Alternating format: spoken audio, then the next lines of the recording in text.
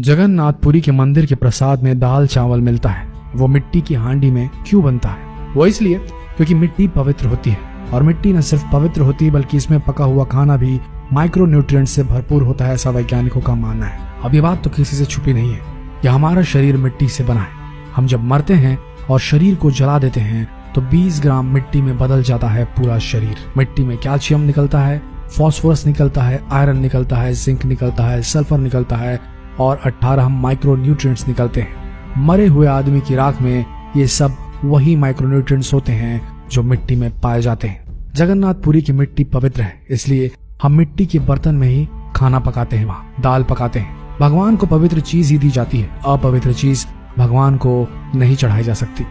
इसी बात को लेकर भुवनेश्वर में CSIR की एक लेबोरेटरी है, council of science and industrial research laboratory, जिसको रीजनल रिसर्च लेबोरेटरी कहते हैं।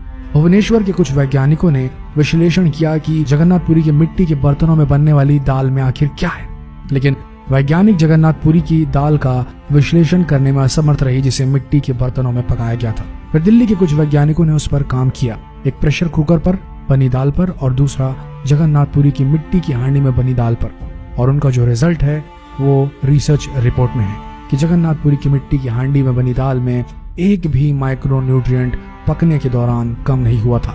जबकि प्रेशर कुकर की दाल को जब उन्होंने रिसर्च करके देखा तो उन्होंने कहा कि इसमें माइक्रोन्यूट्रिएंट्स प्रेशर से बनने की वजह से बहुत कम हो गए हैं।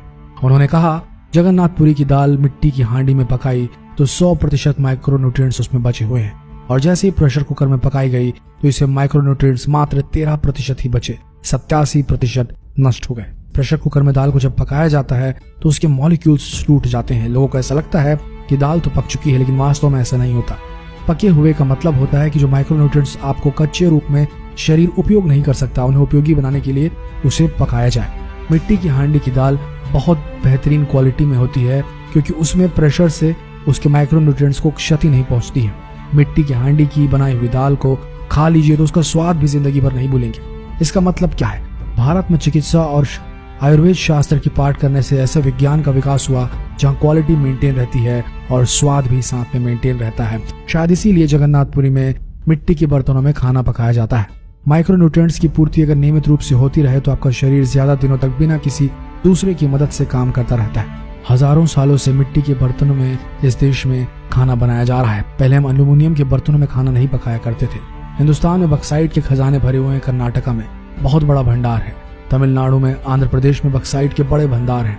हिंदुस्तान भी बना सकता था अगर बक्साइट है तो। एल्यूमिनियम बनाना कोई मुश्किल काम नहीं, लेकिन हिंदुस्तान ने नहीं बनाया क्योंकि उसकी जरूरत नहीं थी। इसलिए कुम्हारों की एक पूरी की पूरी जमात इस देश में खड़ी की गई ताकि आप मिट्टी के बर्तन बनाएं।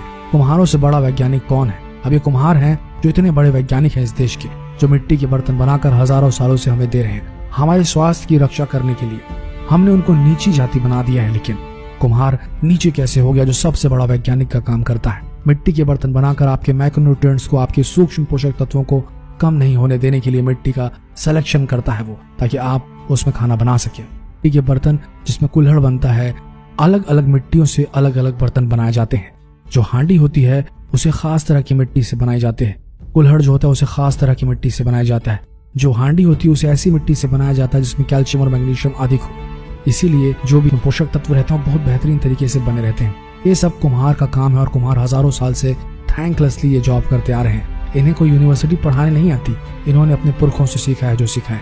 कितने महान लोग हैं और दुर्भाग्य है सरकार का कि इन्हें बैकवर्ड क्लास में गिनती है। हांडी जब खत्म होगी मतलब उसकी लाइफ पूरी हो जाएगी, तो ये हांडी फिर से मिट्टी में मिल जाएगी और फिर मिट्टी से हांडी दूसरी बन जाएगी। मिट्टी की हांडी के बाद अगर कोई चीज है तो वो है कांसा। तीसरा सबसे अच्छा माना जाता है। अरहर की दाल को कांसे के बर्तन में पकाएं तो उसके सिर्फ 3% माइक्रोन्यूट्रिएंट्स ही कम होते हैं, 97% बचे रहते हैं। पीतल के भगोने में पकाएं तो 7% कम होते हैं, 93% बचते रहते हैं। लेकिन प्रेशर कुकर में बनाएं तो सिर्फ 7% माइक्रोन्यूट्रिएंट्स बचते हैं, बाकी खत्म हो जाते हैं। मिट्टी की दाल खाना शुरू करें, मिट्टी की हांडी में रखी दाल खाना शुरू करें। चावल खाना है तो मिट्टी की हांडी में पकाएं। जिनका शुगर यूनिट 480 के ऊपर है, ऐसे पेशेंट्स को 8 से 9 महीने नियमित रूप से मिट्टी की हांडी में दाल और चावल खाना चाहिए।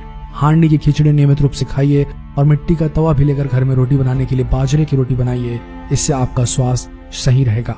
8 महीने के बाद जब आप शुगर टेस्ट कराएंगे तो आपको 400 यूनिट वाला 180 यूनिट पे आ जाएगा। बिना किसी मेडिसिन के, बिना किसी इंजेक्शन के, बिना किसी तकनीक के मिट्टी की दाल खा के, मिट्टी का चावल खा के, मिट्टी की खिचड़ी खाएं और स्वस्थ रहें। शायद यही कारण है जिसकी वजह से जगन्नाथपुरी में मिट्टी के बर्तनों में खाना पकाया और परोसा जाता है। आशा करते हैं वीडियो आप सबके कौतूहल से भरे उन सवालों का जवाब दे पाया होगा। तो अब इस जानकारी को अपने तक सीमित न रखें, इस वीडियो को जितना हो सके शेयर करें ताकि बाकी लोगों को भी मिट्टी से बनने वाले, बर्तनों से पकने वाले खाने के स्वास्थ्य लाभ पता चले और जगन्नाथपुरी में बनने वाले मिट्टी के बर्तन में जो प्रसाद बनाया जाता है उसके गुणों का भी भान हो। तो वीडियो को शेयर करें और अगर ये वीडियो पसंद आया तो इस पेज को फॉलो करना बिल्कुल ना भूलें। मिलते हैं अगले दिलचस्प वीडियो में, तब तक के लिए आप सबका धन्यवाद।